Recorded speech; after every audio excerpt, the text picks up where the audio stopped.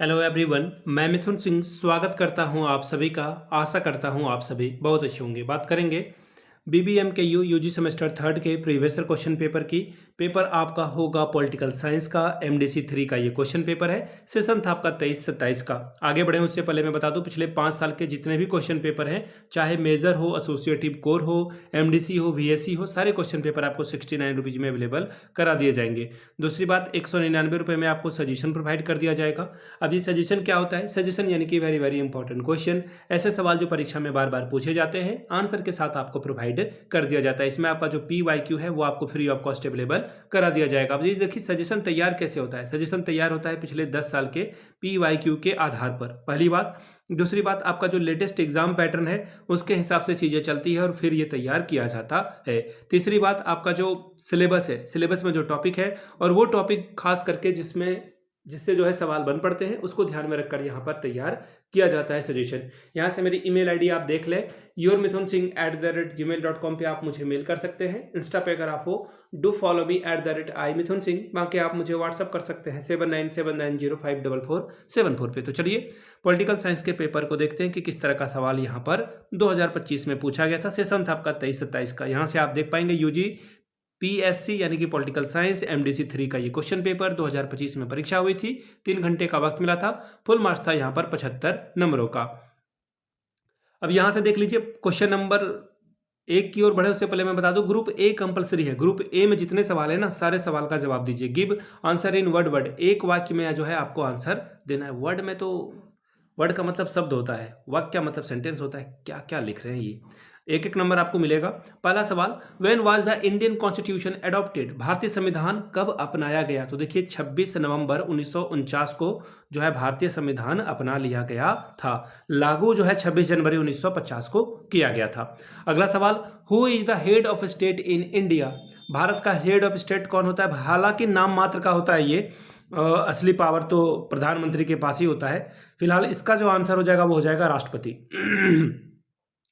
या फिर आप इसे ऐसे समझ लीजिए कि भारत का प्रथम नागरिक कौन होता है, तो वो भी राष्ट्रपति ही होगा। क्वेश्चन नंबर तीसरा, what is the highest judicial authority in India? Bharat में सर्वोच्च न्यायिक प्राधिकरण कौन सा है?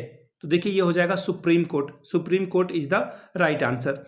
अगला सवाल, how many houses are there in Indian parliament? भारतीय संसद में कितने सदन होते हैं? तो पहला जो है राज्यसभा और दूसरा हो जाएगा लोकसभा। आगे बढ़ेंगे क्वेश्चन नंबर 5 की ओर। Which part of Indian constitution deals with the fundamental rights? भारतीय संविधान का वो कौन सा भाग है जो मौलिक अधिकारों से संबंधित है? तो देखिए भाग 3। भाग 3 इसका जो है सही जवाब होगा।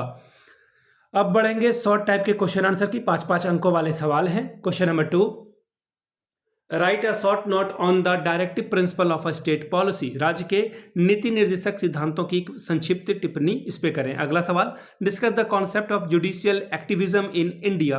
भारत में न्यायिक सक्रियता की अवधारणा पर चर्चा करें। बात करेंगे ग्रुप बी की लॉन्ग टाइप के आंसर क्वेश्चन की। 4 सवाल का जवाब देना है। 15 चौके 60 नंबर आपको मिलेगा। चौथा सवाल से शुरुआत करेंगे। Describe the process of integration of Indian state after independence, explain with the reference of a case study of Junagadh and Kashmir? स्वतंत्रता के बाद भारतीय राज्यों के एकीकरण की प्रक्रिया का वर्णन करें। जूनागढ़ और कश्मीर के उदाहरण सहित जो है इसको समझाइए। Question number 5, analyse the fundamental right enriched in part 3 of Indian Constitution, explain the significance in this right? Bharat के संविधान के भाग 3 में वर्णित मौलिक अधिकारों का विश्लेषण करें। मैं आपको एक बात बता देता हूं, जब भी सवाल आए ना तो एक ऑब्जेक्टिव का सवाल आपको बड़े वाले क्वेश्चन में ही मिल जाएगा। देखिए बता दिया है ना, ये क्वेश्चन पूछा गया था ना कि मौलिक अधिकार किस भाग में है। देखिए 3 में लिखा हुआ है। इन अधिकारों के महत्व को समझाएं। क्वेश्चन नंबर अगला, explain the structure and function of Indian parliament, how it is different from the state legislature? भारतीय संसद की संरचना और कार्यों को समझाएं। यह राज्य विधानमंडल से कैसे भिन्न है, इसके बारे में बताएं। 7वां सवाल, analyse the role and significance of a prime minister in Indian parliamentary system and discuss the powers and constitutional provision of prime minister? भारतीय संसदीय प्रणाली में प्रधानमंत्री की भूमिका और महत्व का विश्लेषण करें। प्रधानमंत्री की शक्तियों और उसके संवैधानिक स्थिति का वर्णन करें। Question number 8, describe the composition and the jurisdiction of Supreme Court. Now does judicial over reach the impact democracy, सर्वोच्च न्यायालय के गठन और उसके क्षेत्राधिकार का वर्णन करें। न्यायिक अतिक्रमण लोकतंत्र को कैसे प्रभावित करता है बताएं, 15 नंबर आपको इसके लिए मिलेगा।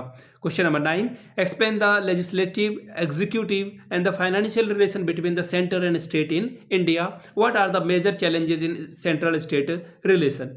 भारत में केंद्र और राज्यों के बीच विधायी, कार्यकारी और वित्तीय संबंधों की व्याख्या करें। केंद्र राज्य संबंधों की मुख्य चुनौतियां क्या है, इसके बारे में बताएं। 15 नंबर ये आपको देकर जाएगा। तो ये था एमडीसी का पेपर। अगर आपको पिछले 5 साल के PYQ चाहिए तो ये आपको 69 में, और अगर सजेशन चाहिए तो 199 रुपये में ये आपको प्रोवाइड कर दिया जाएगा। यहाँ से मेरी ईमेल आईडी आप देख सकते हैं, yourmithunsingh@gmail.com पे आप मुझे मेल कर सकते हैं। इंस्टा पे अगर आप हो, डू फॉलो मी @imithunsingh। बाकी आप मुझे व्हाट्सअप कर सकते हैं 7979054474 पे।